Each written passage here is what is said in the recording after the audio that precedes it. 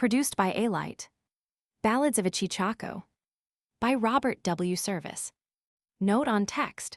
Italicized stanzas will be indented 5 spaces. Italicized words or phrases will be capitalized. Lines longer than 75 characters have been broken according to meter, and the continuation is indented 2 spaces. Ballads of a Cheechako. By Robert W. Service. Author of The Spell of the Yukon. Contents. To the man of the high north, my rhymes are rough, and often in my rhyming. Men of the high north, the wild sky is blazing. The ballad of the northern lights one of the down and out, that's me. Stare at me well, I stare. The ballad of the black fox skin there was claw-fingered kitty, and windy Ike living the life of shame. The ballad of pious Pete, I tried to refine that neighbor of mine, honest to God, I did. The ballad of Blasphemous Bill, I took a contract to bury the body of Blasphemous Bill Mackey. The ballad of One-Eyed Mike, this is the tale that was told to me by the man with the crystal eye. The ballad of the brand, 'twas up in a land long famed for gold, where women were far and rare. The ballad of Hard Luck Henry, now wouldn't you expect to find a man an awful crank? The man from El Dorado, he's the man from El Dorado, and he's just arrived in town. My friends, the man above was a murderer, the man below was a thief. The prospector, I strolled up Old Bonanza, where I staked in '98. The black sheep harked to the ewe that bore him. The telegraph operator, I will not wash my face. The woodcutter, the sky is like an envelope. The song of the mouth organ, I'm a homely little bit of tin and bone. The trail of '98 gold, we leapt from our benches. Gold, we sprang from our stools. The ballad of Gumboot Ben, he was an old prospector, with a vision bleared and dim. Clancy of the mounted police in the little crimson manual, it's written plain and clear. Lost black is the sky, but the land is white. LNV we talked of yesteryears, of trails and treasure. To the man of the high north. My rhymes are rough, and often in my rhyming I've drifted, silver-sailed, on seas of dream, hearing afar the bells of Elfland chiming, seeing the groves of Arcadia gleam. I was the thrall of beauty that rejoices from peak, snow-diademed, to regal star. Yet to mine airy ever pierce the voices, the pregnant voices of the things that are. The here, the now, the vast forlorn around us, the gold delirium, the faring strife, the lusts that lure us on, the hates that hound us, our red rags in the patchwork quilt of life. The nameless men who nameless rivers travel, and in strange valleys greet strange deaths alone, the grim, intrepid ones who would unravel the mysteries that shroud the polar zone. These will I sing, and if one of you linger over my pages in the long, long night, and on some lone line lay a calloused finger, saying, "It's human true, it hits me right," then will I count this loving toil well spent, then will I dream a while content. Men of the high north. Men of the high north, the wild sky is blazing, islands of opal float on silver seas, swift splendors kindle, barbaric, amazing, pale ports of amber, golden argosies. Ringed all around us the proud peaks are glowing, fierce chiefs in council, their wigwam the sky, far, far below us the big Yukon flowing, like threaded quicksilver, gleams to the eye. Men of the high north, you who have known it, you in whose hearts its splendors have abode, can you renounce it, can you disown it? Can you forget it, its glory and its goad? Where is the hardship, where is the pain of it? Lost in the limbo of things you forgot, only remain the guerdon and gain of it, zest of the foray, and God, how you fought. You who have made good, you foreign faring, you money magic to far lands has whirled, can you forget those days of vast daring, there with your soul on the top the world?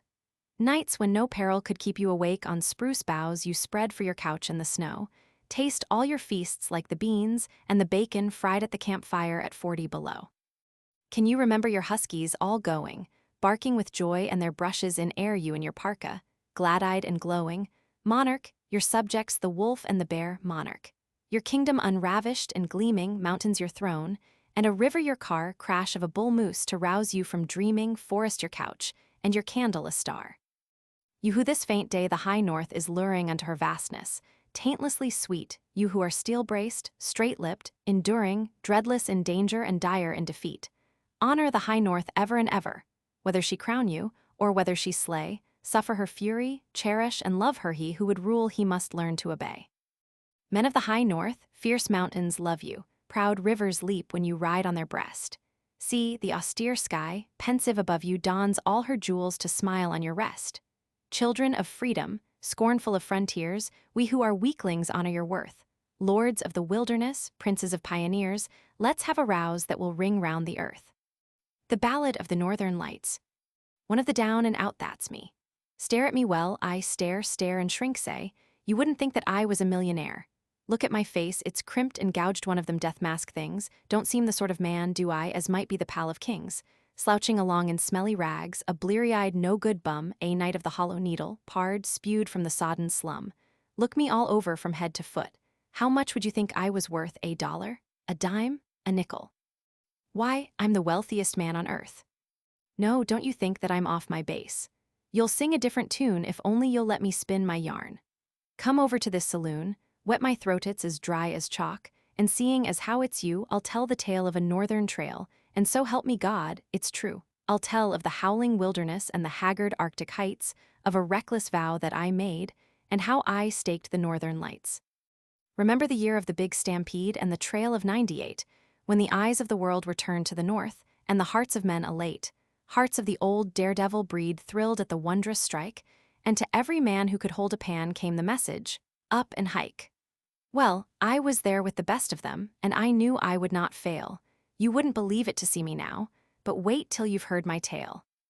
You've read of the trail of '98, but its woe no man may tell. It was all of a piece and a whole yard wide, and the name of the brand was Hell. We heard the call and we staked our all. We were plungers playing blind, and no man cared how his neighbor fared, and no man looked behind, for a ruthless greed was born of need, and the weakling went to the wall, and a curse might avail where a prayer would fail, and the gold lust crazed us all. Bold were we, and they called us three the unholy trinity. There was Ole Olson, the sailor Swede, and the Dago Kid and me.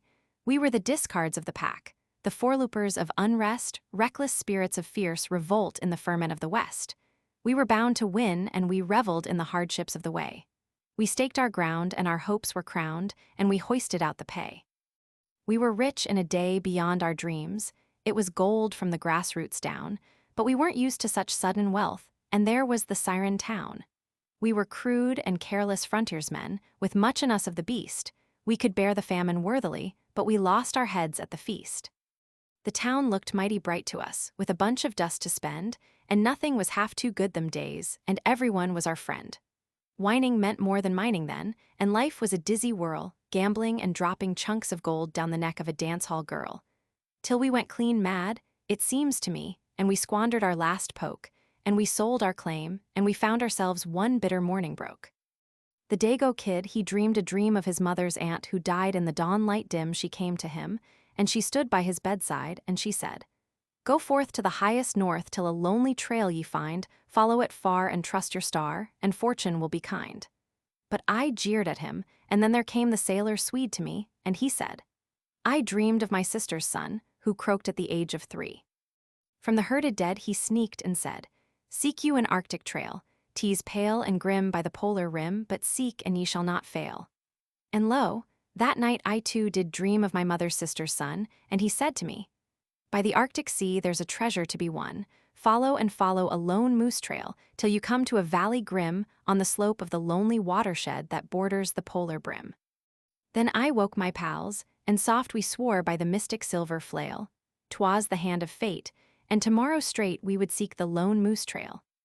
We watched the groaning ice wrench free, crash on with a hollow din. Men of the wilderness were we, freed from the taint of sin. The mighty river snatched us up, and it bore us swift along. The days were bright, and the morning light was sweet with jeweled song. We poled and lined up nameless streams, portaged o'er hill and plain. We burnt our boat to save the nails, and built our boat again. We guessed and groped, north, ever north, with many a twist and turn. We saw ablaze in the deathless days the splendid sunsets burn. O'er soundless lakes where the grayling makes a rush at the clumsy fly. By bluffs, so steep that the hard-hit sheep falls sheer from out the sky.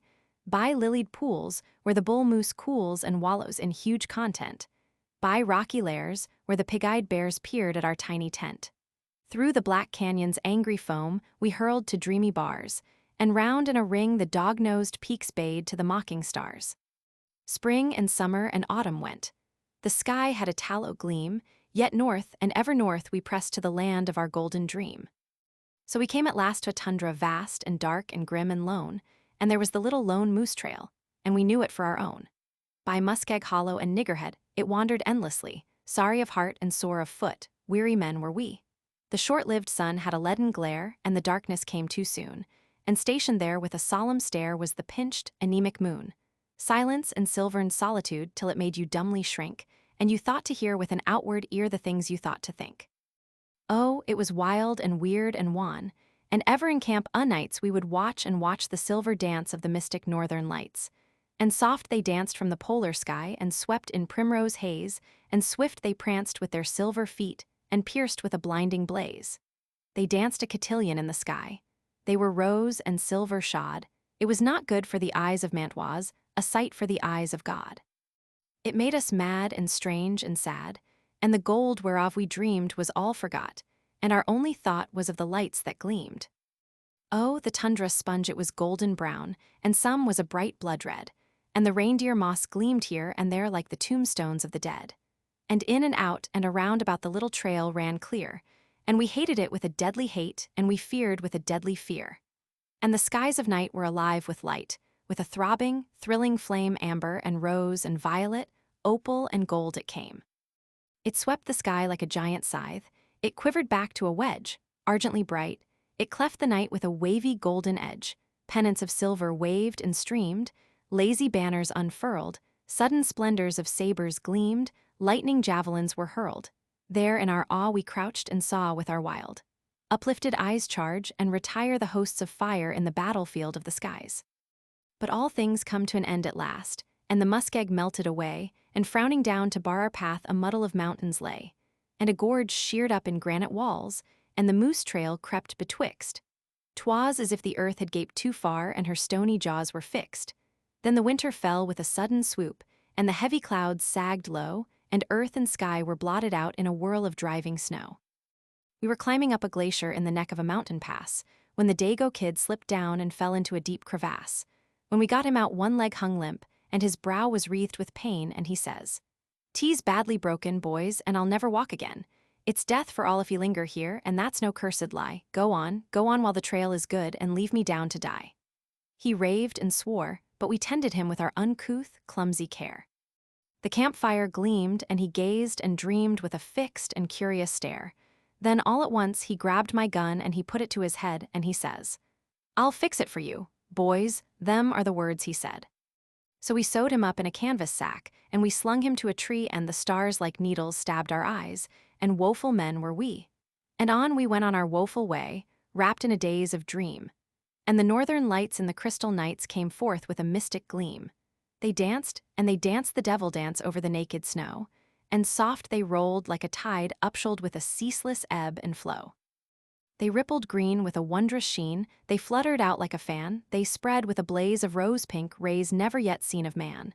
They writhed like a brood of angry snakes, hissing and sulphur pale.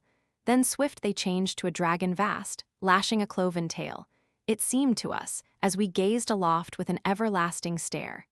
The sky was a pit of bale and dread, and a monster reveled there. We climbed the rise of a hogback range that was desolate and drear, when the sailor Swede had a crazy fit, and he got to talking queer. He talked of his home in Oregon and the peach trees all in bloom, and the fern head high, and the topaz sky, and the forest's scented gloom. He talked of the sins of his misspent life, and then he seemed to brood, and I watched him there like a fox a hare, for I knew it was not good. And sure enough, in the dim dawnlight, I missed him from the tent, and a fresh trail broke through the crusted snow, and I knew not where it went. But I followed it o'er the seamless waste, and I found him at shut of day, naked there as a newborn babe, so I left him where he lay. Day after day was sinister, and I fought fierce-eyed despair, and I clung to life, and I struggled on, I knew not why nor where. I packed my grub in short relays, and I cowered down in my tent, and the world around was purged of sound like a frozen continent. Day after day was dark as death, but ever and ever at nights, with a brilliancy that grew and grew, blazed up the northern lights. They rolled around with a soundless sound like softly bruised silk. They poured into the bowl of the sky with the gentle flow of milk. In eager, pulsing violet their wheeling chariots came, or they poised above the polar rim like a coronal of flame. From depths of darkness fathomless, their lancing rays were hurled, like the all-combining searchlights of the navies of the world. There on the roof pole of the world, as one bewitched eye gazed, and howled and groveled like a beast as the awful splendors blazed. My eyes were seared, yet thralled eye peered through the parka hood nigh blind, but I staggered on to the lights that shone, and never I looked behind. There is a mountain round and low that lies by the polar rim, and I climbed its height in a whirl of light, and I peered o'er its jagged brim, and there in a crater deep and vast, ungained, unguessed of men, the mystery of the Arctic world was flashed into my ken. For there these poor dim eyes of mine beheld the sight of sights that hollow ring was the source and spring of the mystic northern lights. Then I staked that place from crown to base, and I hit the homeward trail. Ah, God! It was good, though my eyes were blurred, and I crawled like a sickly snail. In that vast white world where the silent sky communes with the silent snow in hunger and cold and misery I wandered to and fro. But the Lord took pity on my pain, and he led me to the sea, and some ice-bound whalers heard my moan, and they fed and sheltered me.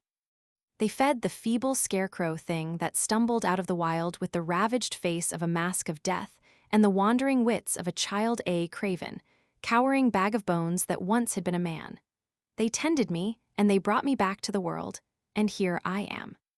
Some say that the northern lights are the glare of the Arctic ice and snow, and some that it's electricity, and nobody seems to know.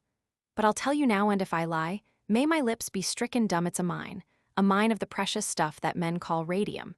It's $1 million a pound, they say, and there's tons and tons in sight. You can see it gleam in a golden stream in the solitudes of night, and it's mine, all mine and say. If you have 100 plunks to spare, I'll let you have the chance of your life. I'll sell you a quarter share, you turn it down. Well, I'll make it 10, seeing as you are my friend. Nothing doing, say, don't be hard, have you got $1 to lend? Just $1 to help me out, I know you'll treat me white, I'll do as much for you someday. God bless you, sir, good night. The Ballad of the Black Fox Skin. There was claw-fingered Kitty and Windy Ike living the life of shame, when unto them in the long, long night came the man who had no name, bearing his prize of a black fox pelt. Out of the wild he came. His cheeks were blanched as the flume-head foam when the brown spring freshets flow.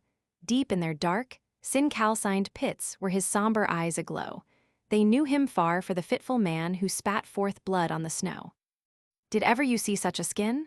Quoth he, there's naught in the world so fine, such fullness of fur as black as the night, such luster, such size, such shine, it's life to a one-lunged man like me. It's London, it's women, it's wine. The moose hides called it the devil fox, and swore that no man could kill, that he who hunted it, soon or late, must surely suffer some ill, but I laughed at them and their old squaw tales. Ha, ha, I'm laughing still. For look ye, the skinnet's as smooth as sin, and black as the core of the pit. By gun or by trap, whatever the hap, I swore I would capture it. By star and by star afield and afar, I hunted and would not quit.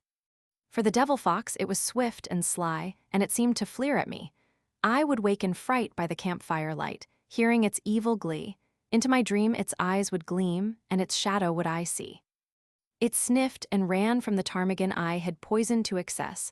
Unharmed it sped from my wrathful lead. 'Twas as if I shot by guess. Yet it came by night in the stark moonlight to mock at my weariness. I tracked it up where the mountains hunch like the vertebrae of the world. I tracked it down to the death-still pits where the avalanche is hurled, from the glooms to the sacerdotal snows where the carded clouds are curled.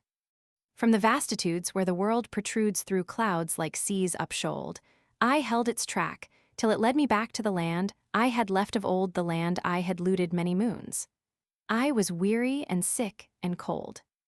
I was sick, soul-sick of the futile chase, and there and then I swore the foul fiend fox might scathless go, for I would hunt no more. Then I rubbed mine eyes in a vast surprise. It stood by my cabin door. A rifle raised in the wraith-like gloom, and a vengeful shot that sped, a howl that would thrill a cream-faced corpse, and the demon fox lay dead. Yet there was never a sign of wound, and never a drop he bled. So that was the end of the great black fox, and here is the prize I've won, and now for a drink to cheer me up I've mushed since the early sun. we'll drink a toast to the sorry ghost of the fox whose race is run. 2. Now claw-fingered Kitty and Windy Ike. Bad as the worst were they in their roadhouse down by the river trail they waited and watched for prey. With wine and song they joyed night long, and they slept like swine by day. For things were done in the midnight sun that no tongue will ever tell, and men there be who walk earth free, but whose names are writ in hell are writ in flames with the guilty names of Fournier and Labelle. Put not your trust in a poke of dust would ye sleep the sleep of sin, for there be those who would rob your clothes ere yet the dawn comes in, and a prize likewise in a woman's eyes is a peerless black fox skin. Put your faith in the mountain cat if you lie within his lair, trust the fangs of the mother wolf and the claws of the lee-dripped bear. But oh, of the wiles and the gold-toothed smiles of a dance-hall, wench beware. Wherefore it was beyond all laws that lusts of man restrain. A man drank deep and sank to sleep never to wake again, and the Yukon swallowed through a hole the cold corpse of the slain. 3. The black fox skin a shadow cast from the roof nigh to the floor, and sleek it seemed and soft it gleamed, and the woman stroked it o'er. And the man stood by with a brooding eye, and gnashed his teeth and swore. When thieves and thugs fall out and fight, there's fell arrears to pay, and soon or late sin meets its fate. And so it fell one day that claw-fingered Kitty and Windy Ike fanged up like dogs at bay. The skin is mine, all mine, she cried. I did the deed alone. It's share and share with a guilt-yoked pair, he hissed in a pregnant tone, and so they snarled like malamutes over a mildewed bone. And so they fought, by fear untaught, till haply it befell one dawn of day she slipped away to Dawson town to sell the fruit of sin, this black fox skin that had made their lives a hell. She slipped away as still he lay, she clutched the wondrous fur, her pulses beat, her foot was fleet, her fear was as a spur, she laughed with glee, she did not see him rise and follow her. The bluffs uprear and grimly peer far over Dawson town, they see its lights ablaze o' nights, and harshly they look down. They mock the plan and plot of man with grim, ironic frown. The trail was steep. 'Twas at the time when swiftly sinks the snow, all honeycombed, the river ice was rotting down below, the river chafed beneath its rind with many a mighty throw. And up the swift and oozy drift a woman climbed in fear, clutching to her a black fox fur as if she held it dear, and hard she pressed it to her breast then Windy Ike drew near.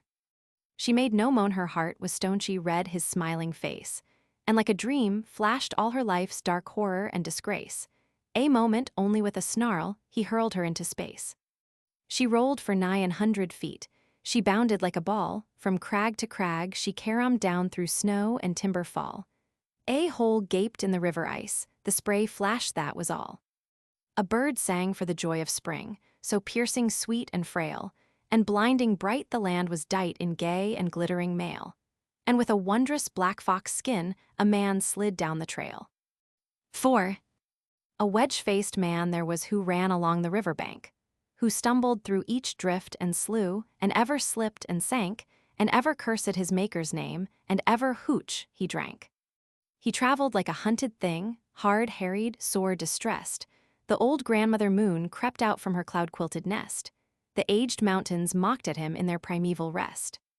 Grim shadows diapered the snow, the air was strangely mild, the valley's girth was dumb with mirth, the laughter of the wild, the still, sardonic laughter of an ogre o'er a child. The river writhed beneath the ice. It groaned like one in pain, and yawning chasms opened wide and closed and yawned again, and sheets of silver heaved on high until they split in twain. From out the roadhouse by the trail they saw a man afar make for the narrow river reach, where the swift cross-currents are, where, frail and worn, the ice is torn and the angry waters jar. But they did not see him crash and sink into the icy flow. They did not see him clinging there, gripped by the undertow, clawing with bleeding fingernails at the jagged ice and snow. They found a note beside the hole where he had stumbled in. Here met his fate by evil luck a man who lived in sin, and to the one who loves me least I leave this black fox skin. And strange it is, for though they searched the river all around, no trace or sign of black fox skin was ever after found, though one man said he saw the tread of hoofs deep in the ground. The Ballad of Pious Pete. The North has got him, Yukonism. I tried to refine that neighbor of mine, honest to God, I did. I grieved for his fate, and early and late I watched over him like a kid. I gave him excuse. I bore his abuse in every way that I could. I swore to prevail. I camped on his trail. I plotted and planned for his good. By day and by night I strove in men's sight to gather him into the fold, with precept and prayer, with hope and despair, in hunger and hardship and cold. I followed him into Gehennas of sin. I sat where the sirens sit, in the shade of the pole. For the sake of his soul, I strove with the powers of the pit. I shadowed him down to the scrofulous town. I dragged him from dissolute brawls. But I killed the galoot when he started to shoot electricity into my walls. God knows what I did he should seek to be rid of one who would save him from shame. God knows what I bore that night when he swore and bade me make tracks from his claim. I started to tell of the horrors of hell, when sudden his eyes lit like coals, and "Chuck it," says he. "Don't persecute me with your cant and your saving of souls." I'll swear I was mild as I'd be with a child, but he called me the son of a slut, and grabbing his gun with a leap and a run, he threatened my face with the butt. So what could I do? I leave it to you. With curses he harried me forth, then he was alone, and I was alone, and over us menaced the north. Our cabins were near, I could see, I could hear. But between us there rippled the creek, and all summer through, with a rancor that grew, he would pass me and never would speak. Then a shuddery breath like the coming of death crept down from the peaks far away. The water was still. The twilight was chill. The sky was a tatter of gray. Swift came the big cold, and opal and gold the lights of the witches arose, the frost tyrant clinched, and the valley was cinched by the stark and cadaverous snows. The trees were like lace where the starbeams could chase. Each leaf was a jewel agleam. The soft white hush lapped the northland and wrapped us round in a crystalline dream. So still I could hear quite loud in my ear the swish of the pinions of time. So bright I could see, as plain as could be, the wings of God's angels ashine. As I read in the book, one would oftentimes look to that cabin just over the creek. Ami, it was sad and evil and bad, two neighbors who never would speak. I knew that full well, like a devil in hell, he was hatching out, early and late, a system to bear through the frost-spangled air the warm, crimson waves of his hate.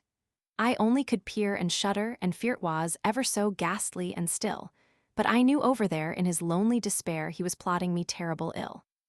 I knew that he nursed a malice accursed. Like the blast of a winnowing flame, I pleaded aloud for a shield, for a shroud, O God. Then calamity came. Mad? If I'm mad, then you too are mad. But it's all in the point of view. If you'd looked at them things gallivantin', on wings, all purple and green and blue, if you'd noticed them twist, as they mounted and hissed like scorpions dim in the dark. If you'd seen them rebound with a horrible sound, and spitefully spitting a spark. If you'd watched it with dread, as it hissed by your bed, that thing with the feelers that crawls, you'd have settled the brute that attempted to shoot electricity into your walls. Oh, some they were blue, and they slithered right through, they were silent and squashy and round, and some they were green, they were wriggly and lean, they writhed with so hateful a sound. My blood seemed to freeze. I fell on my knees, my face was a white splash of dread. Oh, the green and the blue, they were gruesome to view, but the worst of them all were the red. They came through the door, they came through the floor, they came through the moss-creviced logs. They were savage and dire. They were whiskered with fire, they bickered like malamute dogs. They ravined in rings like iniquitous things, they gulped down the green and the blue. I crinkled with fear whene'er they drew near, and nearer they drew. And then came the crown of horror's grim crown, the monster so loathsomely red. Each eye was a pin that shot out and in, as squid-like it oozed to my bed, so softly it crept with feelers that swept and quivered like fine copper wire. Its belly was white with a sulphurous light, its jaws were a-drooling with fire. It came and it came. I could breathe of its flame, but never a wink could I look. I thrust in its maw the fount of the law, I fended it off with the book. I was weak-o, so weak but I thrilled at its shriek, as wildly it fled in the night, and death-like I lay till the dawn of the day. Was ever so welcome the light. I loaded my gun at the rise of the sun, to his cabin so softly I slunk. My neighbor was there in the frost-freighted air, all wrapped in a robe in his bunk. It muffled his moans, it outlined his bones, as feebly he twisted about his gums were so black, and his lips seemed to crack, and his teeth all were loosening out. 'Twas a death's head that peered through the tangle of beard. 'Twas a face I will never forget, sunk eyes full of woe, and they troubled me so with their pleadings and anguish, and yet as I rested my gaze in a misty amaze on the scurvy degenerate wreck, I thought of the things with the dragonfly wings, then laid I my gun on his neck. He gave out a cry that was faint as a sigh, like a perishing malamute, and he says unto me, I'm converted, says he, for Christ's sake, Peter, don't shoot. They're taking me out with an escort about, and under a sergeant's care. I am humbled indeed, for I'm cuffed to a Swede that thinks he's a millionaire.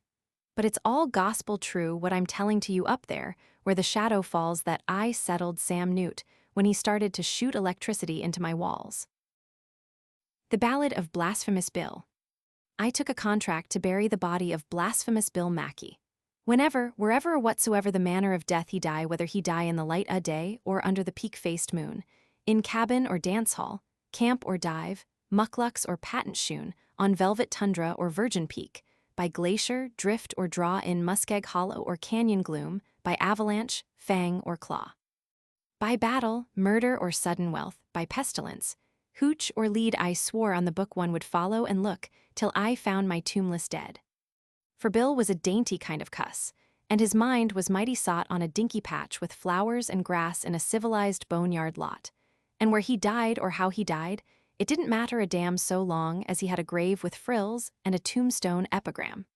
So I promised him, and he paid the price in good Cheechako coin, which the same I blowed in that very night down in the tenderloin. Then I painted a 3-foot slab of pine. Here lies poor Bill Mackey, and I hung it up on my cabin wall, and I waited for Bill to die.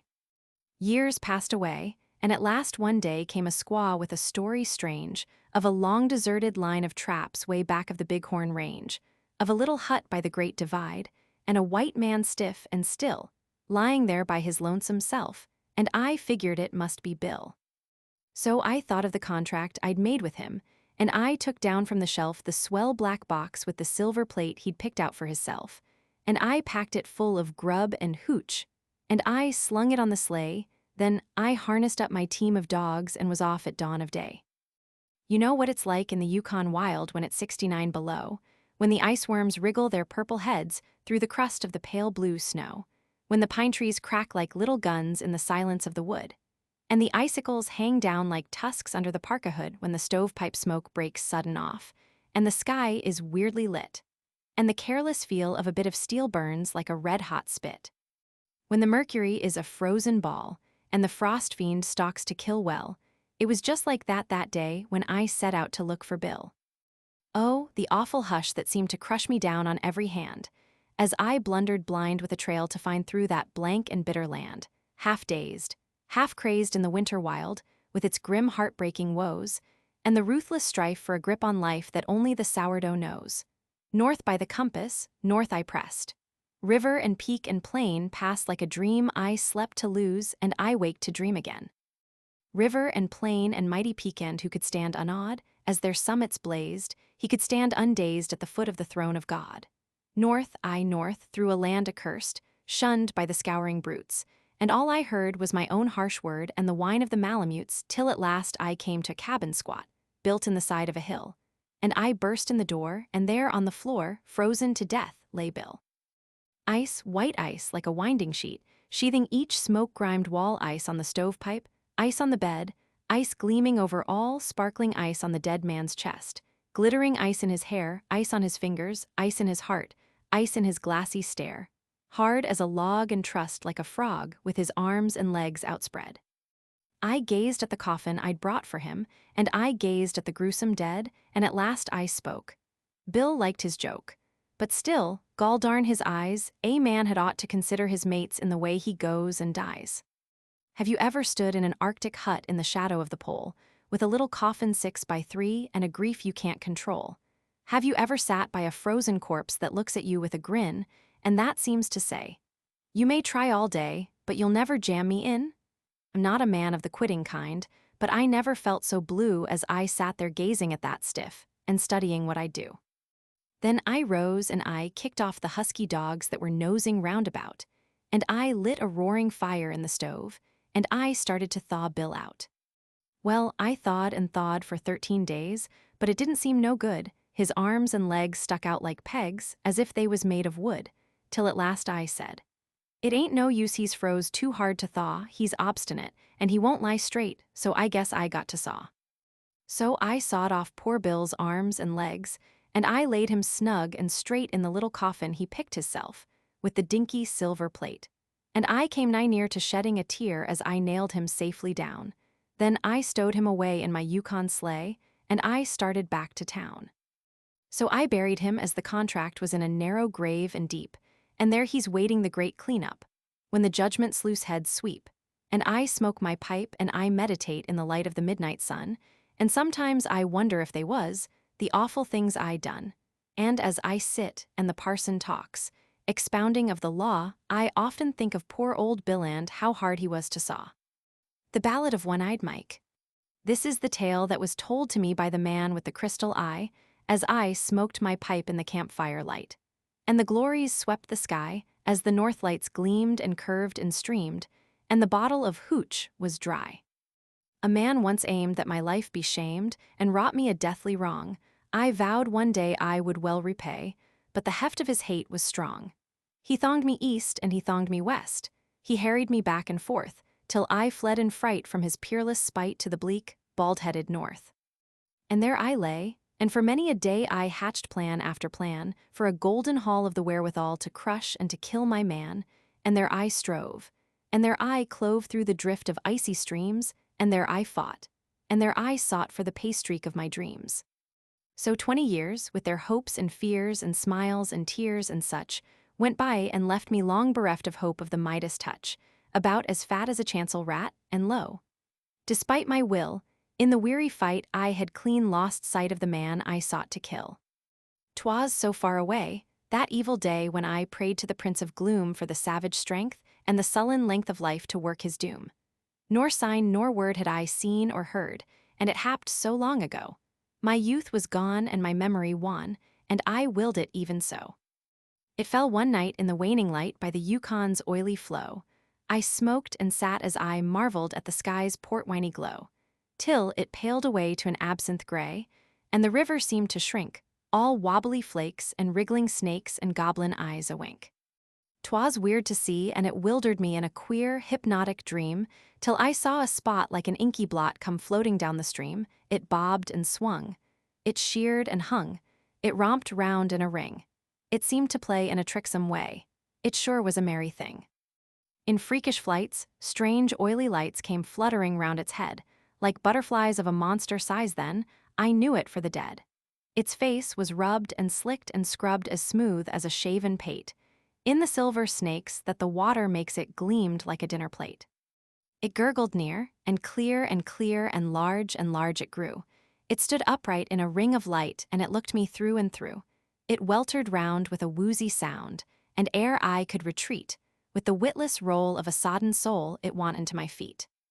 And here I swear by this cross I wear, I heard that floater say, I am the man from whom you ran, the man you sought to slay, that you may note and gaze and gloat, and say revenge is sweet. In the grit and grime of the river's slime I am rotting at your feet. The ill we rue we must e'en undo, though it rive us bone from bone, so it came about that I sought you out, for I prayed I might atone. I did you wrong, and for long and long I sought where you might live, and now you're found, though I'm dead and drowned, I beg you to forgive. So sad it seemed, and its cheekbones gleamed, and its fingers flicked the shore, and it lapped and lay in a weary way, and its hands met to implore, that I gently said, Poor, restless dead, I would never work you woe, though the wrong you rue you can ne'er undo, I forgave you long ago.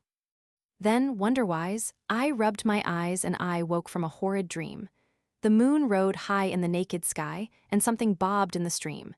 It held my sight in a patch of light, and then it sheered from the shore, it dipped and sank by a hollow bank, and I never saw it more.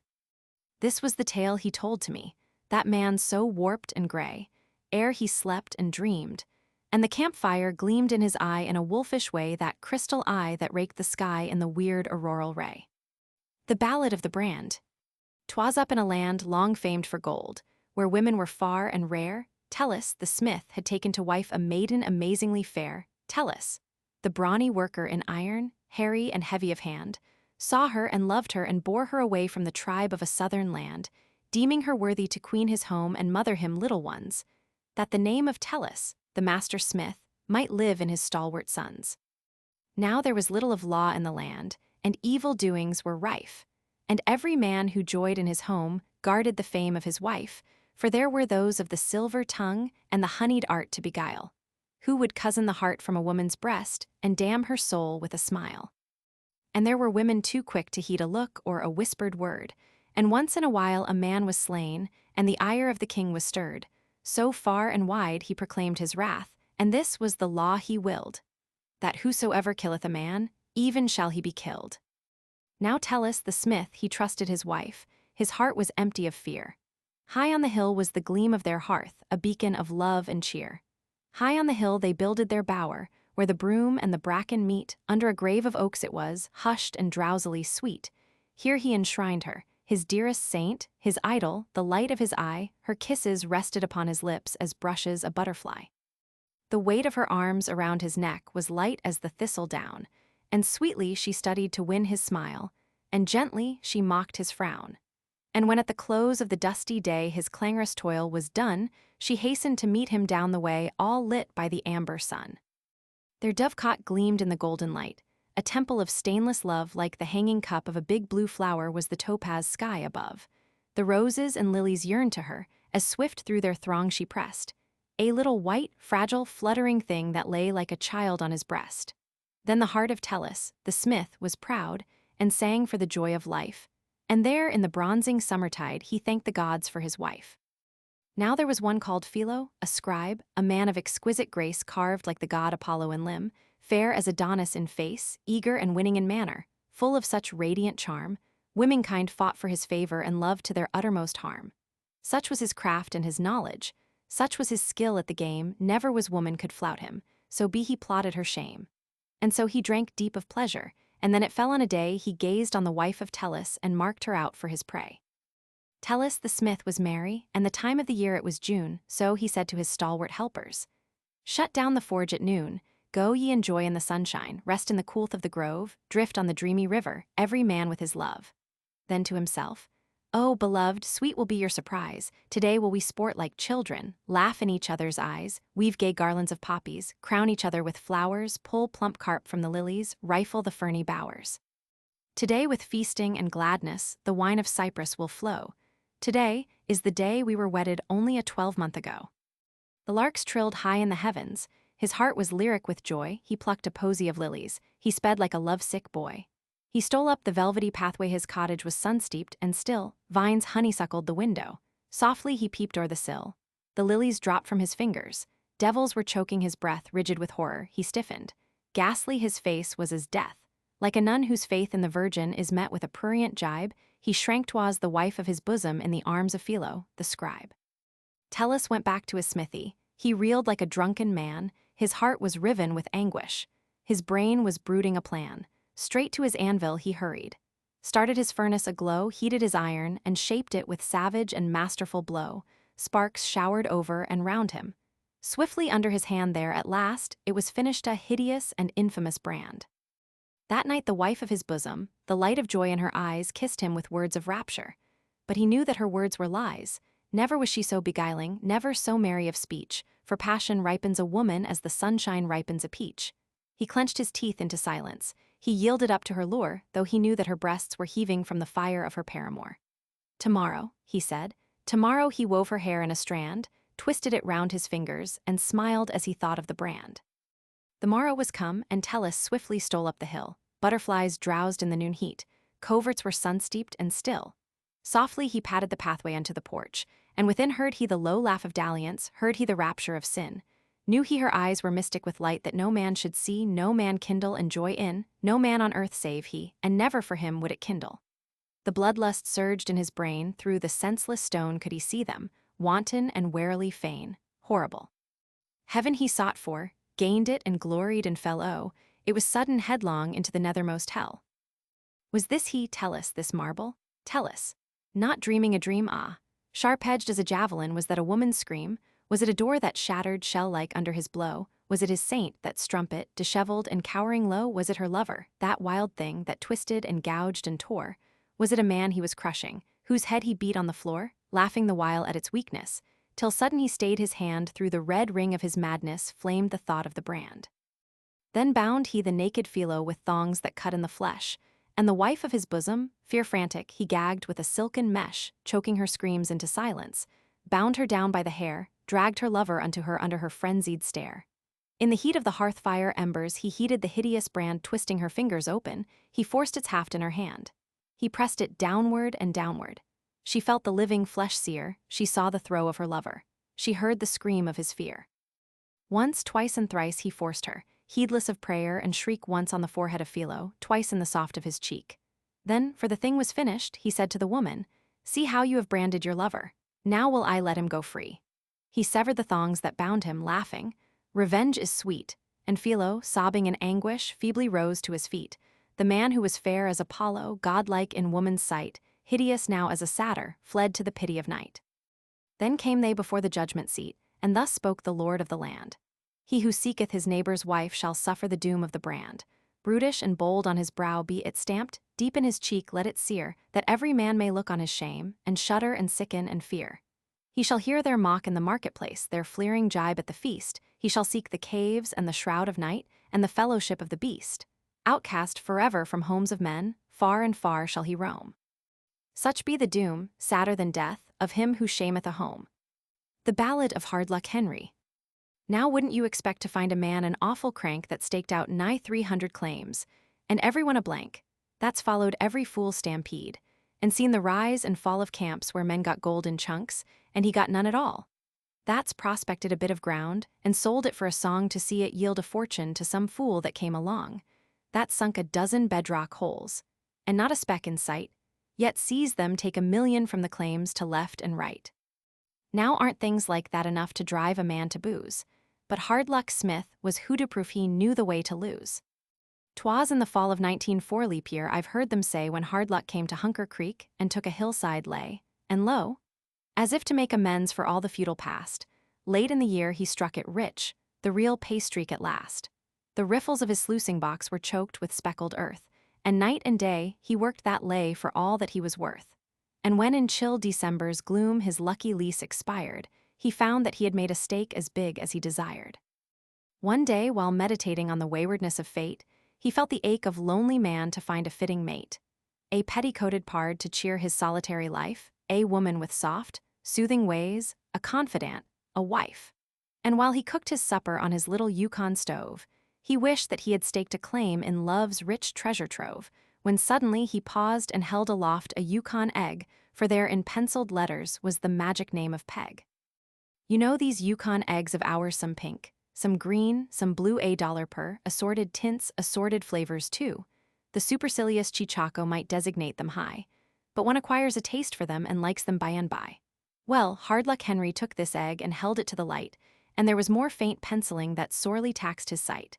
At last he made it out, and then the legend ran like this: Will Klondike miner write to Peg, Plumhello, Squashville wise? That night he got to thinking of this far-off, unknown fair. It seemed so sort of opportune, an answer to his prayer. She flitted sweetly through his dreams, she haunted him by day, she smiled through clouds of nicotine, she cheered his weary way. At last he yielded to the spell. His course of love he set Wisconsin his objective point, his object Margaret. With every mile of sea and land his longing grew and grew. He practiced all his pretty words, and these, I fear, were few at last. One frosty evening, with a cold chill down his spine, he found himself before her house, the threshold of the shrine. His courage flickered to a spark, then glowed with sudden flame. He knocked. He heard a welcome word. She came, his goddess came. Oh, she was fair as any flower, and huskily he spoke. I'm all the way from Klondike, with a mighty heavy poke. I'm looking for a lassie, one whose Christian name is Peg, who sought a Klondike miner, and who wrote it on an egg. The lassie gazed at him a space, her cheeks grew rosy red, she gazed at him with tear-bright eyes, then tenderly she said, Yes, lonely Klondike miner, it is true my name is Peg. It's also true I longed for you and wrote it on an egg. My heart went out to someone in that land of night and cold, but oh, I fear that Yukon egg must have been mighty old.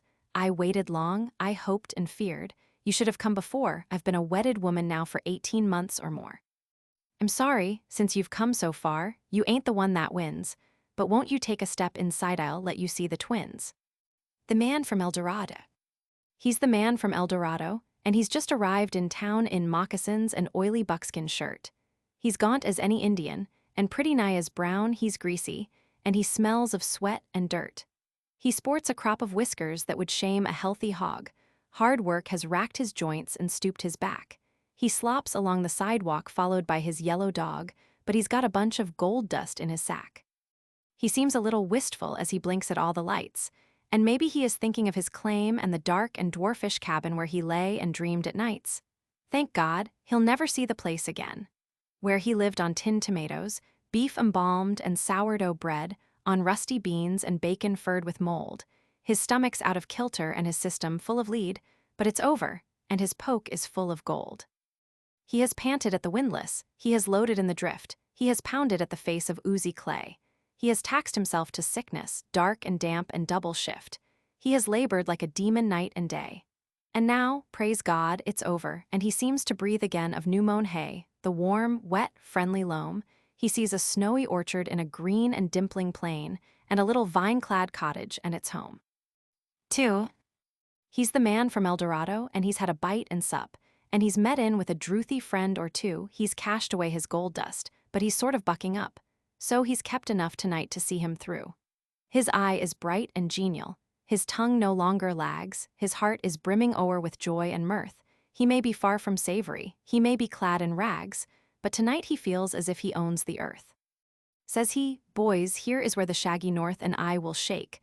I thought I'd never manage to get free. I kept on making misses, but at last I've got my stake. There's no more thawing frozen muck for me. I am going to God's country, where I'll live the simple life. I'll buy a bit of land and make a start. I'll carve a little homestead, and I'll win a little wife, and raise 10 little kids to cheer my heart." They signified their sympathy by crowding to the bar. They bellied up 3 deep and drank his health. He shed a radiant smile around and smoked a rank cigar. They wished him honor, happiness, and wealth. They drank unto his wife to be that unsuspecting maid.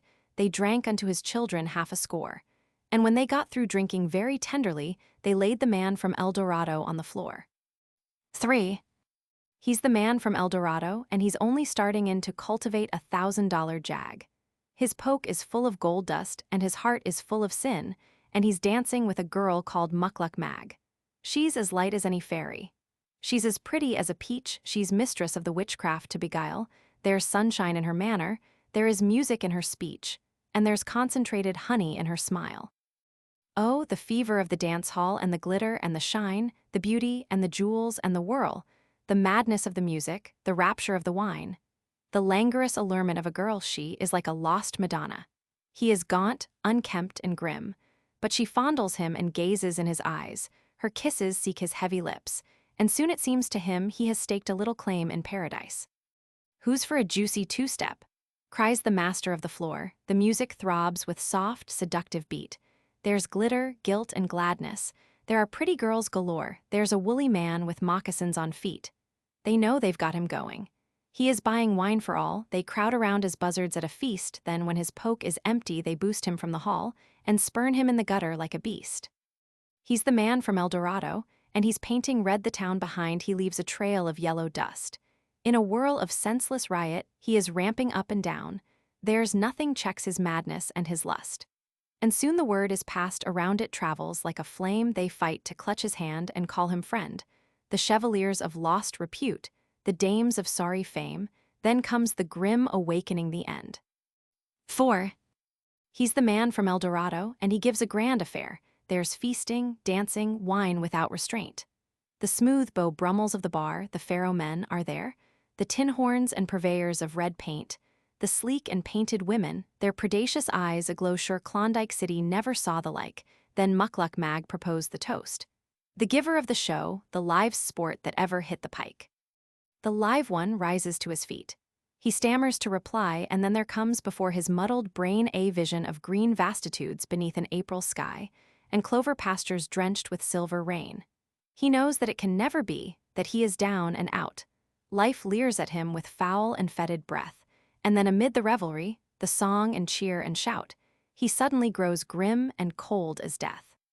He grips the table tensely and he says, "Dear friends of mine, I've let you dip your fingers in my purse.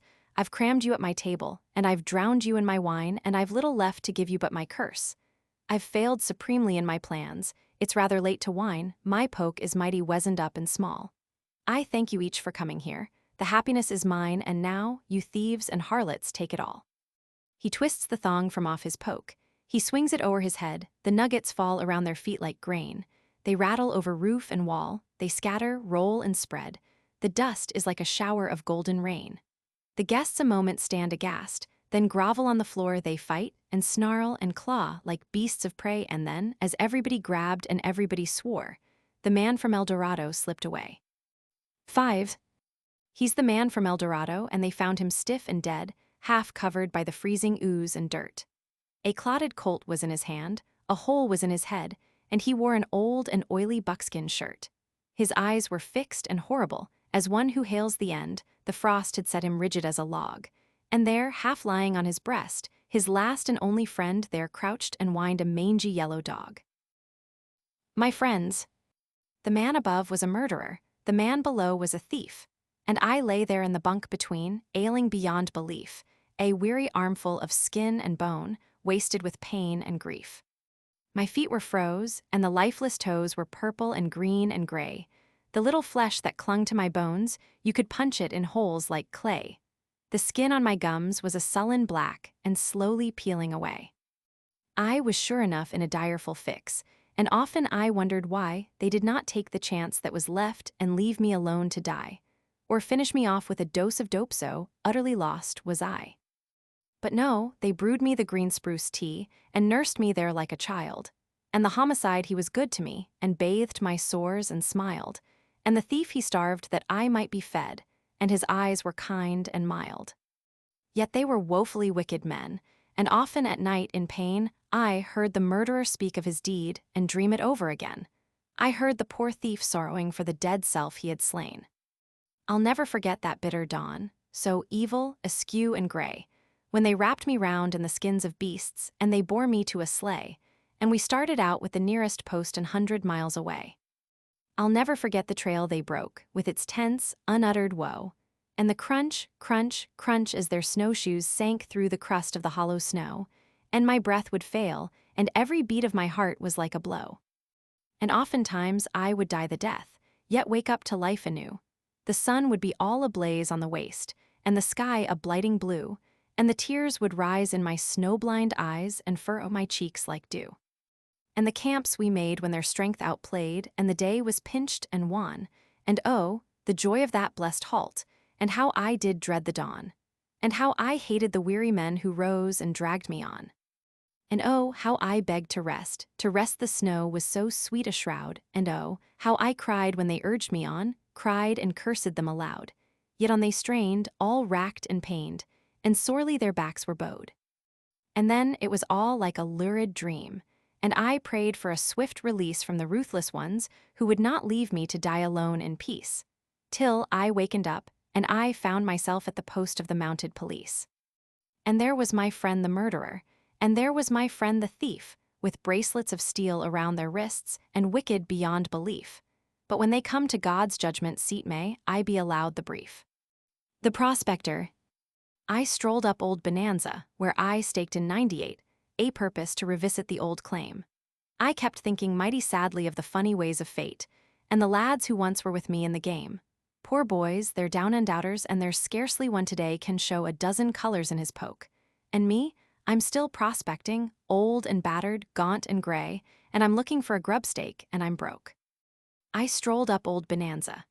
The same old moon looked down, the same old landmarks seemed to yearn to me, but the cabins all were silent, and the flat, once like a town, was mighty still and lonesome-like to see. There were piles and piles of tailings where we twalled with pick and pan, and turning round a bend I heard a roar, and there a giant gold ship of the very newest plan was tearing chunks of pay dirt from the shore. It wallowed in its waterbed, it burrowed, heaved, and swung, it gnawed its way ahead with grunts and sighs, its bill of fare was rock and sand. The tailings were its dung, it glared around with fierce electric eyes. Full 50 buckets crammed its maw, it bellowed out for more, it looked like some great monster in the gloom. With 2 to feed its sateless greed, it worked for 7 score, and I sighed. Ah, old-time miner, here's your doom. The idle windlass turns to rust. The sagging sluice box falls, the holes you digged are water to the brim, your little sod-roofed cabins with the snugly moss-chinked walls are deathly now and moldering and dim. The battlefield is silent where of old you fought it out. The claims you fiercely won are lost and sold. But there's a little army that they'll never put to rout the men who simply live to seek the gold. The men who can't remember when they learned to swing a pack, or in what lawless land the quest began, the solitary seeker with his grub stake on his back, the restless buccaneer of pick and pan. On the mesas of the Southland, on the tundras of the North, you will find us, changed in face but still the same. And it isn't need, it isn't greed that sends us faring forth, it's the fever, it's the glory of the game. For once you've panned the speckled sand and seen the bonny dust, its peerless brightness blinds you like a spell. It's little else you care about. You go because you must, and you feel that you could follow it to hell. You'd follow it in hunger, and you'd follow it in cold, you'd follow it in solitude and pain, and when you're stiff and battened down let someone whisper, gold. You're leaf to rise and follow it again. Yet look you, if I find the stuff it's just like so much dirt, I fling it to the four winds like a child. It's wine and painted women and the things that do me hurt, till I crawl back, beggared, broken, to the wild. Till I crawl back, sapped and sodden to my grub stake and my tent. There's a city, there's an army, hear them shout. There's the gold in millions, millions, but I haven't got a cent, and oh, it's me that found it out. It was my dream that made it good, my dream that made me go to lands of dread and death despised of man. But oh, I've known a glory that their hearts will never know, when I pick the first big nugget from my pan. It's still my dream, my dauntless dream, that drives me forth once more to seek and starve and suffer in the vast, that heaps my heart with eager hope, that glimmers on before my dream that will uplift me to the last. Perhaps I am stark crazy, but there's none of you too sane, it's just a little matter of degree.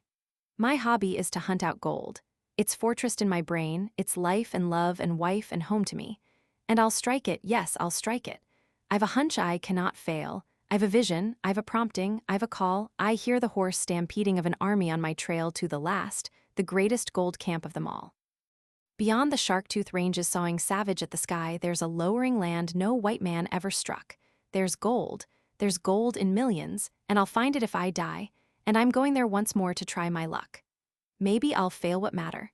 It's a mandate, it's a vow, and when in lands of dreariness and dread you seek the last lone frontier, far beyond your frontiers now, you will find the old prospector, silent, dead. You will find a tattered tent pole with a ragged robe below it. You will find a rusted gold pan on the sod. You will find the claim I'm seeking, with my bones as stakes to show it. But I've sought the last recorder, and he's God. The black sheep.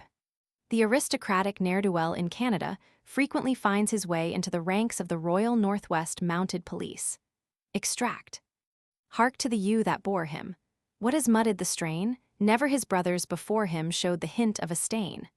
Hark to the tups and wethers, hark to the old gray ram. We're all of us white, but he's black as night, and he'll never be worth a damn. I'm up on the bally woodpile at the back of the barracks yard. A damned disgrace to the force, sir, with a comrade standing guard, making the bluff I'm busy, doing my 6 months hard. 6 months hard and dismissed, sir. Isn't that rather hell? And all because of the liquor laws and the wiles of a native belle some, hooch, I gave to a Siwash brave who swore that he wouldn't tell. At least they say that I did it. It's so in the town report. All that I can recall is a night of revel and sport, when I woke with a head in the guardroom, and they dragged me sick into court. And the O.C. said, "You are guilty," and I said never a word, for hang it, you see I didn't know what had occurred, and under the circumstances, denial would be absurd. But the one that cooked my bacon was Grubb, of the city patrol. He fagged for my room at Eton, and didn't I devil his soul, and now he is getting even, landing me down in the hole. Plugging away on the woodpile, doing chores round the square. There goes an officer's, lady gives me a haughty stare me, that's an earl's own nephew, that is the hardest to bear.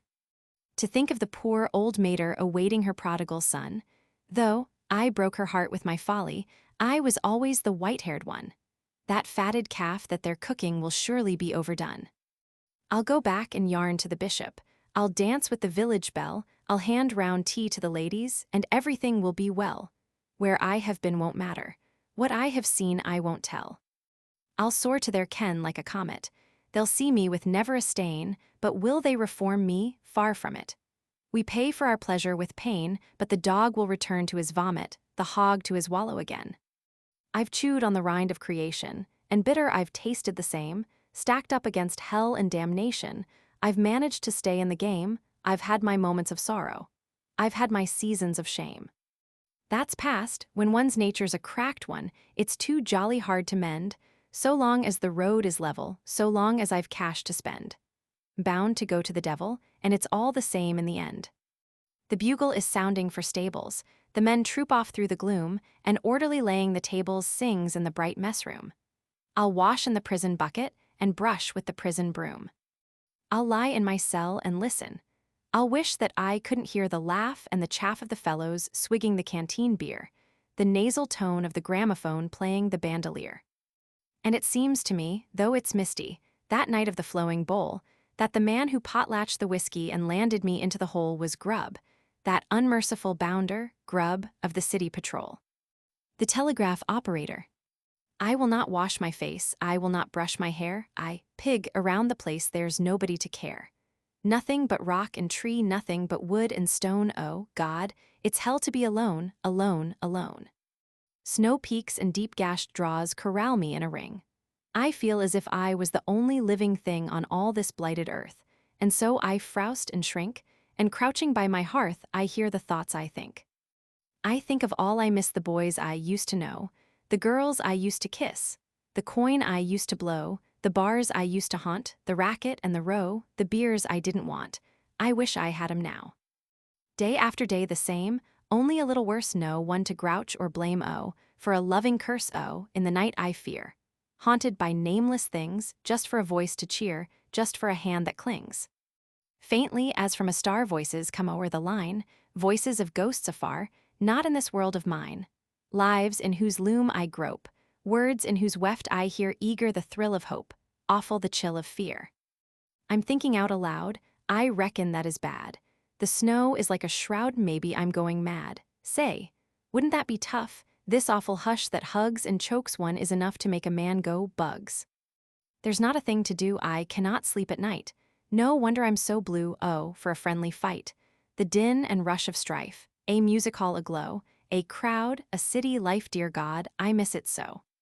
Here you have moped enough, brace up and play the game, but say, it's awful tough day after day the same. I've said that twice, I bet. Well, there's not much to say, I wish I had a pet, or something I could play.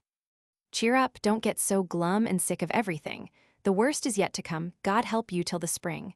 God shield you from the fear, teach you to laugh, not moan. Ha, ha, it sounds so queer, alone, alone, alone. The woodcutter.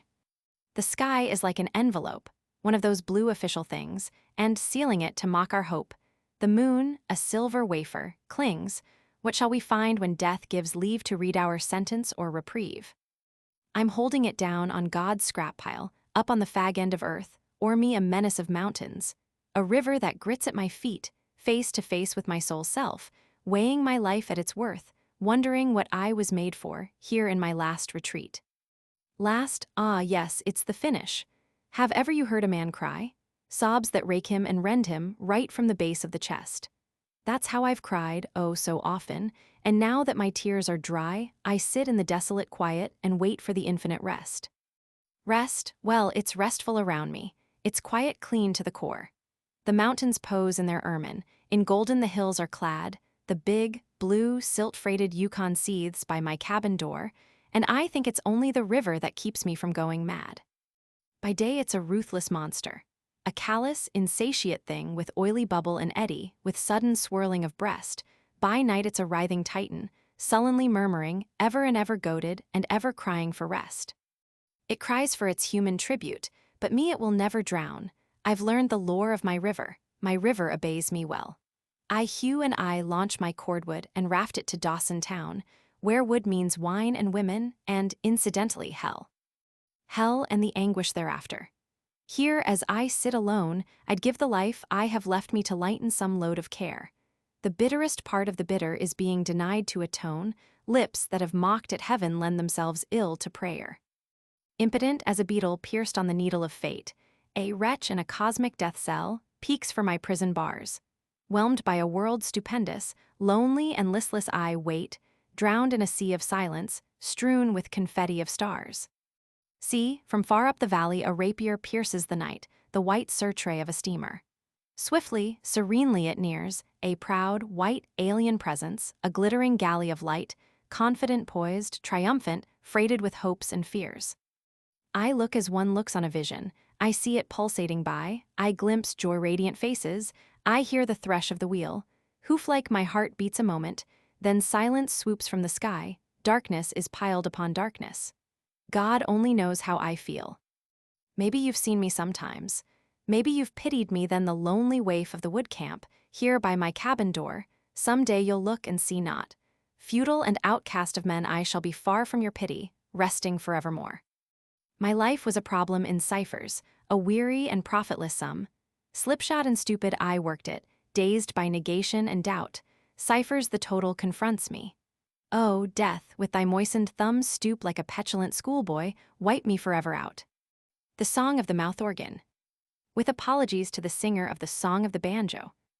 I'm a homely little bit of tin and bone. I'm beloved by the legion of the lost. I haven't got a vox humana tone, and a dime or two will satisfy my cost. I don't attempt your highfalutin flights. I am more or less uncertain on the key. But I tell you, boys, there's lots and lots of nights when you've taken mighty comfort out of me. I weigh an ounce or two, and I'm so small you can pack me in the pocket of your vest. And when at night so wearily you crawl into your bunk and stretch your limbs to rest, you take me out and play me soft and low. The simple songs that trouble your heartstrings, the tunes you used to fancy long ago, before you made a rotten mess of things. Then a dreamy look will come into your eyes, and you break off in the middle of a note. And then, with just the dreariest of sighs, you drop me in the pocket of your coat. But somehow I have bucked you up a bit, and as you turn around and face the wall, you don't feel quite so spineless, and unfit you're not so bad a fellow after all. Do you recollect the bitter Arctic night, your camp beside the canyon on the trail, your tent a tiny square of orange light, the moon above consumptive-like and pale, your supper cooked, your little stove aglow, you tired, but snug and happy as a child? Then 'twas turkey in the straw, till your lips were nearly raw, and you hurled your bold defiance at the wild.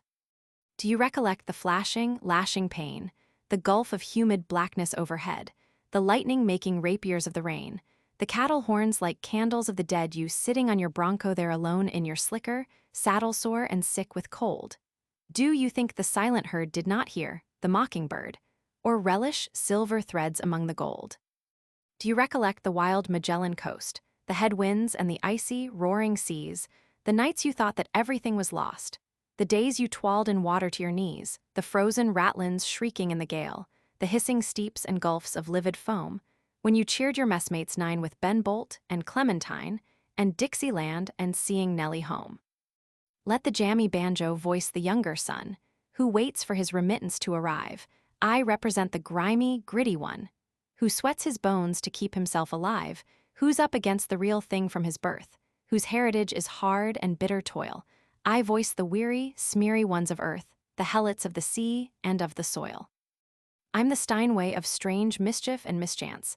I'm the Stradivarius of blank defeat. In the downworld, when the devil leads the dance, I am simply and symbolically meat. I'm the irrepressive spirit of mankind. I'm the small boy playing knuckle down with death. At the end of all things known, where God's rubbish heap is thrown, I shrill impudent triumph at a breath. I'm a humble little bit of tin and horn. I'm a byword, I'm a plaything, I'm a jest. The virtuoso looks on me with scorn, but there's times when I am better than the best. Ask the stoker, and the sailor of the sea ask the mucker, and the hewer of the pine ask the herder of the plain. Ask the gleaner of the grain, there's a lowly, loving kingdom and it's mine. The Trail of 98. 1. Gold we leapt from our benches. Gold we sprang from our stools. Gold we wheeled in the furrow, fired with the faith of fools. Fearless, unfound, unfitted, far from the night and the cold, heard we the clarion summons, followed the masterlure gold. Men from the sands of the Sunland, men from the woods of the West, men from the farms and the cities, into the Northland we pressed. Graybeards and striplings and women, good men and bad men and bold, leaving our homes and our loved ones, crying exultantly gold. Never was seen such an army, pitiful, futile, unfit. Never was seen such a spirit, manifold courage and grit. Never has been such a cohort under one banner unrolled as surged to the ragged-edged Arctic, urged by the arch-tempter gold. Farewell, we cried to our dearests, little we cared for their tears. Farewell, we cried to the humdrum and the yoke of the hireling years, just like a pack of schoolboys, and the big crowd cheered us goodbye. Never were hearts so uplifted, never were hopes so high. The spectral shores flitted past us, and every whirl of the screw hurled us nearer to fortune. And ever we planned what we do with the gold when we got it big, shiny nuggets like plums, there in the sand of the river, gouging it out with our thumbs. And one man wanted a castle, another a racing stud, a third would cruise in a palace yacht like a red-necked prince of blood. And so we dreamed and we vaunted, millionaires to a man, leaping to wealth in our visions long ere the trail began. 2. We landed in windswept Skagway. We joined the weltering mass, clamoring over their outfits, waiting to climb the pass. We tightened our girths and our pack straps.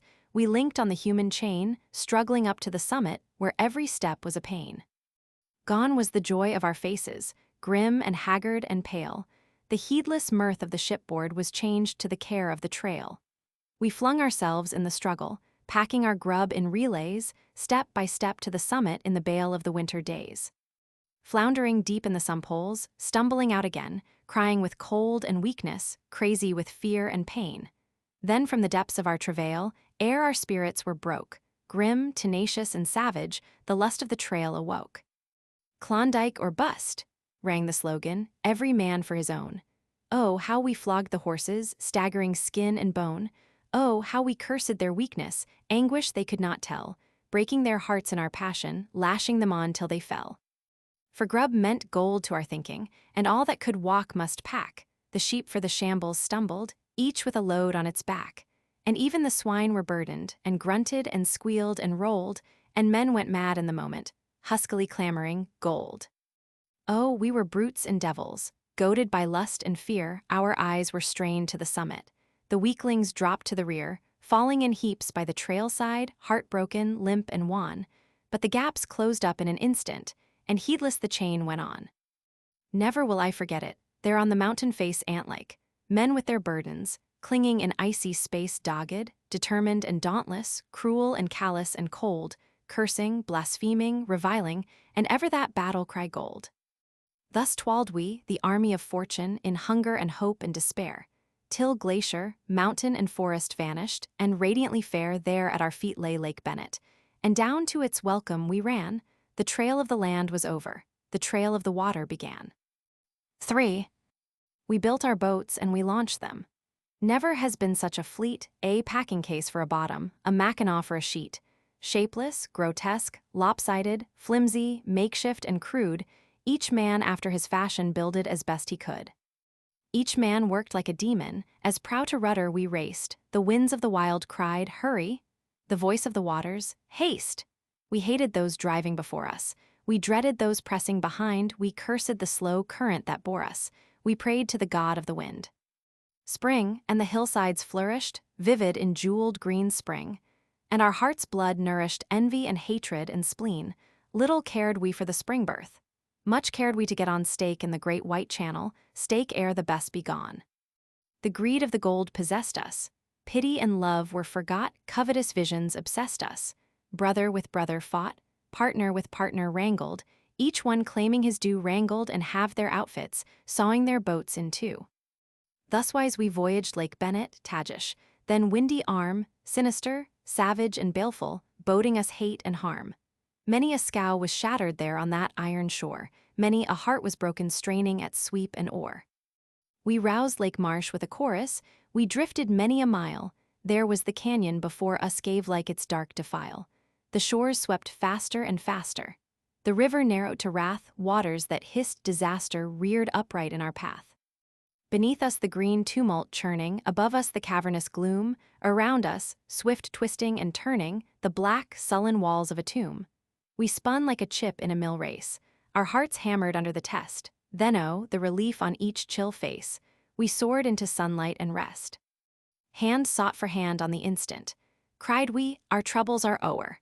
Then, like a rumble of thunder, heard we a canorous roar, Leaping and boiling and seething, saw we a cauldron of fume, there was the rage of the rapids, there was the menace of doom.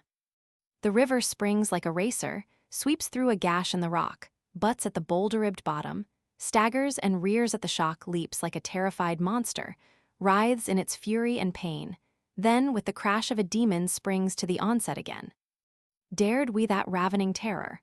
Heard we its din in our ears, called on the gods of our fathers, juggled forlorn with our fears, sank to our waists in its fury, tossed to the sky like a fleece, then, when our dread was the greatest, crashed into safety and peace.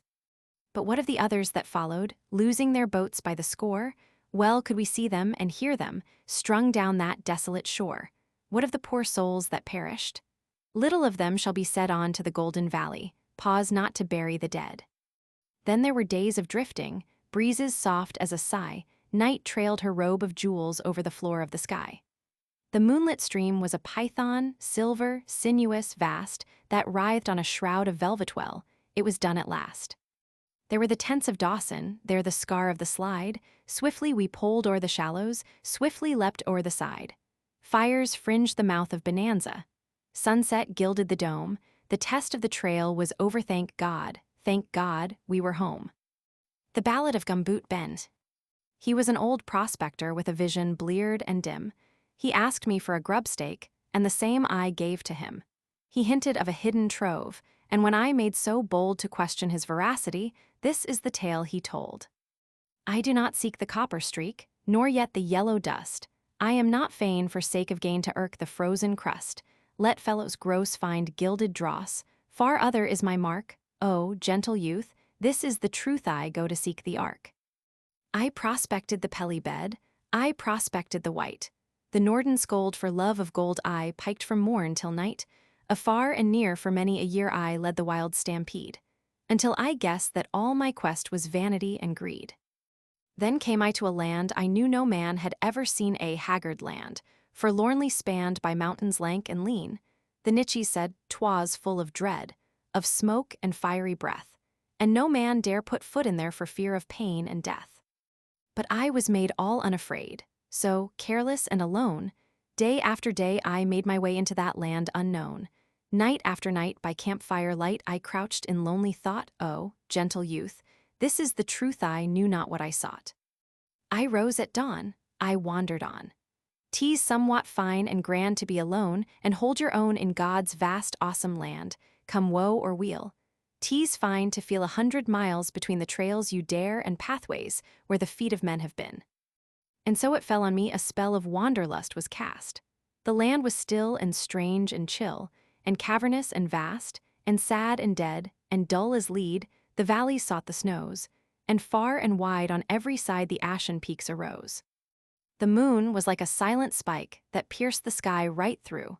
The small stars popped and winked and hopped in vastitudes of blue, and unto me for company came creatures of the shade, and formed in rings and whispered things that made me half afraid. And strange though be, 'twas borne on me that land had lived of old, and men had crept and slain and slept where now they twalled for gold. Through jungles dim the mammoth grim had sought the oozy fen, and on his track, all bent of back, had crawled the hairy men. And furthermore, strange deeds of yore in this dead place were done. They haunted me, as wild and free I roamed from sun to sun, until I came where sudden flame uplit a terraced height, a regnant peak that seemed to seek the coronal of night. I scaled the peak, my heart was weak, yet on and on I pressed. Skyward I strained until I gained its dazzling silver crest, and there I found, with all around a world supine and stark, swept clean of snow, a flat plateau, and on it lay the ark. Yes, there, I knew, by two and two the beasts did disembark, and so in haste I ran and traced in letters on the ark my human name, Ben Smith's the same. And now I want to float a syndicate to haul and freight to town that noble boat. I met him later in a bar and made a gay remark, ain't an ancient miner and an option on the ark. He gazed at me reproachfully, as only topers can, but what he said I can't repeat. He was a bad old man. Clancy of the Mounted Police.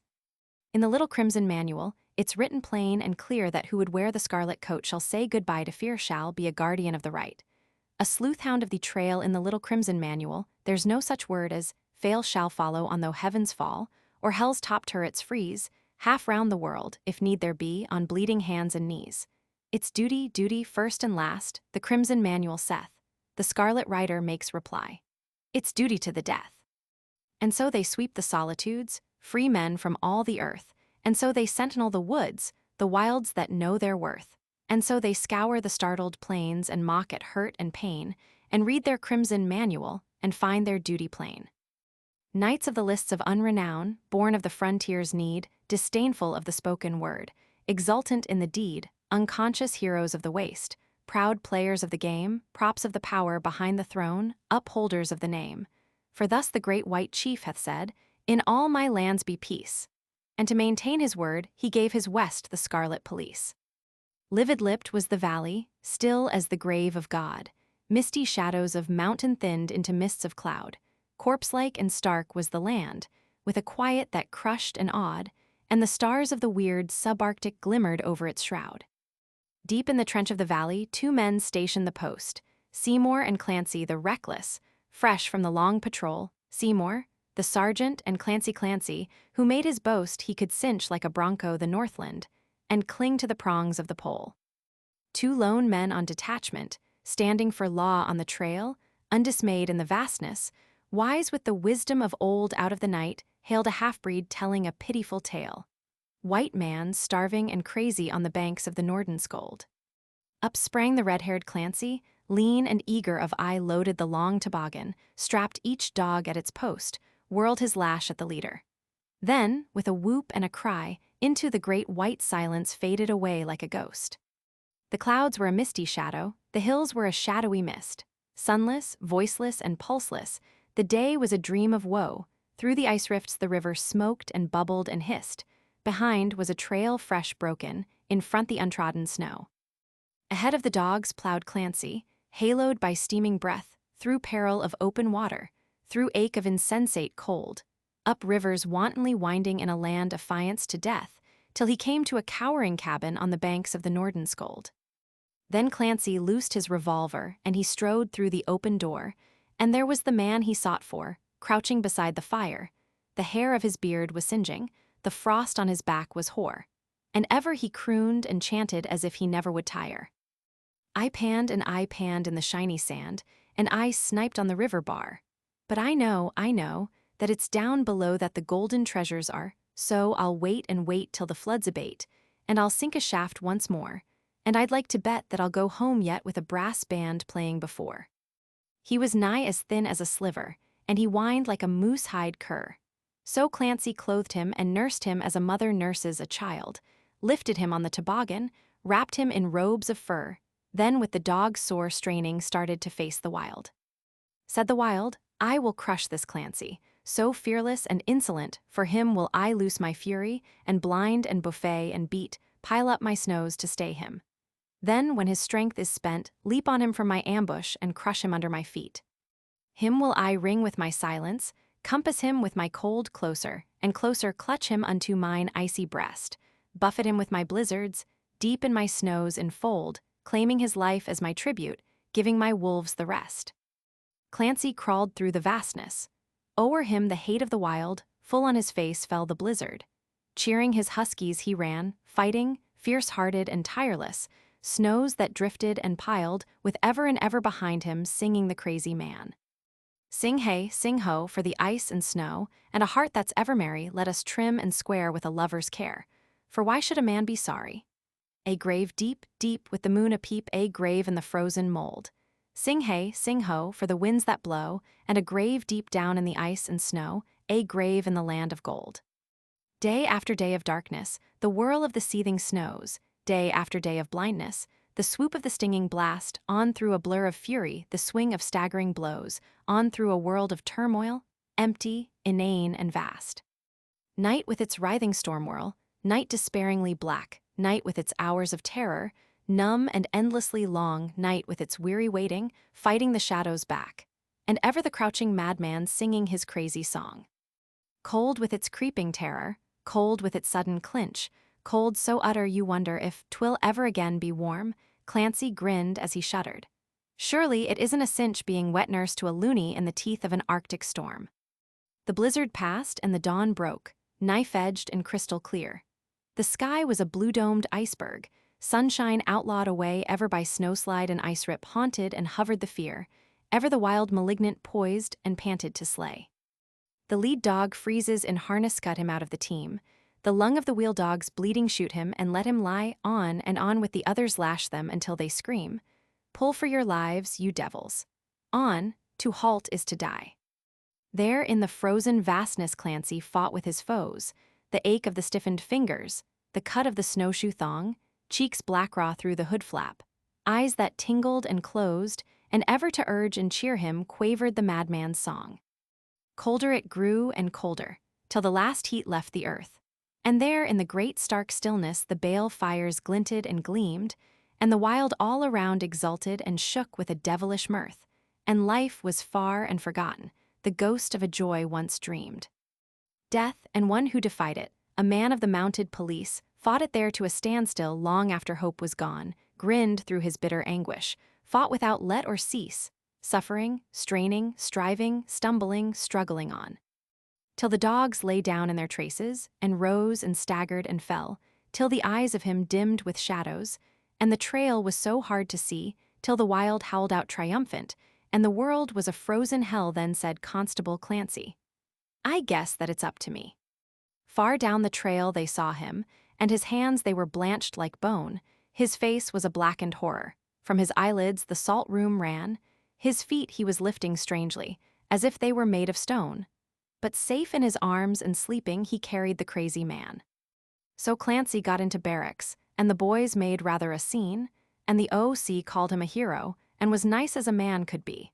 But Clancy gazed down his trousers at the place where his toes had been, and then he howled like a husky and sang in a shaky key. "When I go back to the old love that's true to the fingertips, I'll say, 'Here's bushels of gold, love, and I'll kiss my girl on the lips. It's yours to have and to hold, love. It's the proud, proud boy I'll be when I go back to the old love that's waited so long for me.'" Lost. Black is the sky, but the land is white, oh, the wind, the snow, and the storm. Father, where is our boy tonight? Pray to God he is safe and warm. Mother, mother, why should you fear? Safe is he, and the Arctic moon over his cabin shines so clear. Rest and sleep. 'Twill be morning soon. It's getting dark awful sudden. Say, this is mighty queer. Where in the world have I got to? It's still and black as a tomb. I reckoned the camp was yonder. I figured the trail was here nothing. Just draw and valley packed with quiet and gloom, snow that comes down like feathers, thick and gauby and gray, night that looks spiteful ugly seems that I've lost my way. The cold's got an edge like a jackknife, it must be 40 below, leastways that's what it seems like, it cuts so fierce to the bone. The wind's getting real ferocious. It's heaving and whirling the snow, it shrieks with a howl of fury, it dies away to a moan. Its arms sweep round like a banshee's, swift and icily white, and buffet and blind and beat me. Lord, it's a hell of a night. I'm all tangled up in a blizzard. There's only one thing to do, keep on moving and moving. It's death if I rest, oh God. If I see the morning, if only I struggle through, I'll say the prayers I've forgotten since I lay on my mother's breast. I seem going round in a circle, maybe the camp is near, say. Did somebody holler? Was it a light I saw or was it only a notion?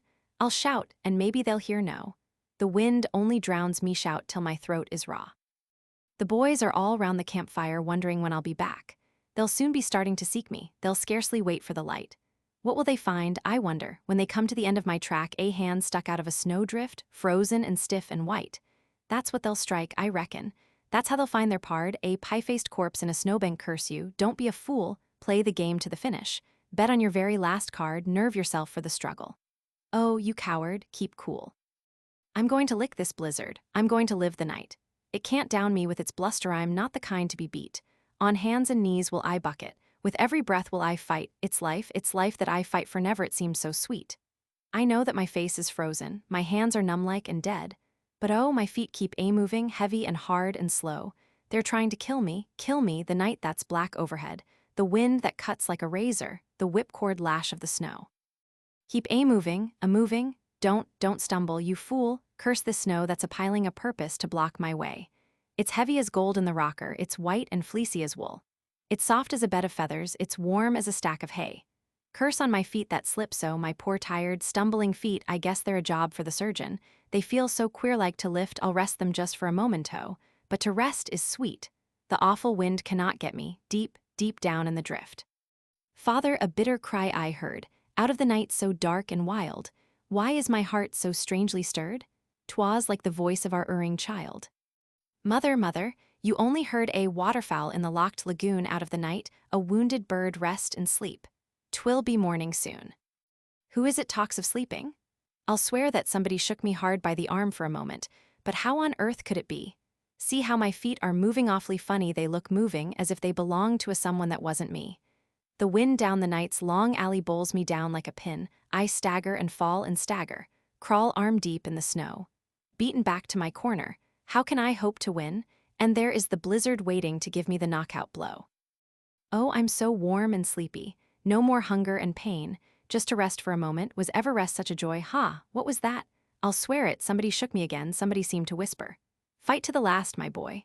Fight, that's right, I must struggle. I know that to rest means death, death, but then what does death mean? Ease from a world of strife. Life has been none too pleasant, yet with my failing breath still and still must I struggle, fight for the gift of life. Seems that I must be dreaming. Here is the old home trail, yonder a light is gleaming. Oh, I know it so well, the air is scented with clover.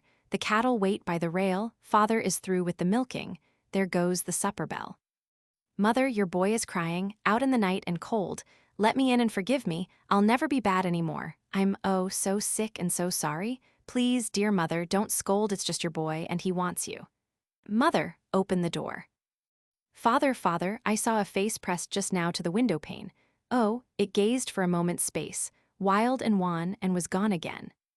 Mother, mother, you saw the snow drifted down from the maple tree. Oh, the wind that is sobbing so. Weary and worn and old are we, only the snow and a wounded loon rest and sleep. 'Twill be morning soon. L'env. We talked of yesteryears, of trails and treasure, of men who played the game and lost or won, of mad stampedes, of toil beyond all measure, of campfire comfort when the day was done. We talked of sullen nights by moondogs haunted, of bird and beast and tree, of rod and gun, of boat and tent, of hunting trip enchanted beneath the wonder of the midnight sun, of bloody-footed dogs that gnawed the traces, of prison seas, wind-lashed and winter-locked. The ice-gray dawn was pale upon our faces, yet still we filled the cup and still we talked. The city street was dimmed. We saw the glitter of moon-picked brilliance on the virgin snow, and down the drifted canyon heard the bitter, relentless slogan of the winds of woe. The city was forgot, and parka skirted. We trod that leagueless land that once we knew, we saw stream past, down valleys glacier-girded, the wolf-worn legions of the caribou. We smoked our pipes, o'er scenes of triumph dwelling, of deeds of daring, dire defeats, we talked, and other tales that lost not in the telling, ere to our beds uncertainly we walked. And so, dear friends, in gentler valleys roaming, perhaps, when on my printed page you look, your fancies by the firelight may go homing to that lone land that haply you forsook. And if perchance you hear the silence calling, the frozen music of star-yearning heights, or, dreaming, see the sens of silver trawling across the sky's abyss on vasty nights, you may recall that sweep of savage splendor, that land that measures each man at his worth, and feel in memory, half fierce, half tender, the brotherhood of men that know the North. End of project. Gutenberg's Ballads of a Cheechako by Robert W. Service.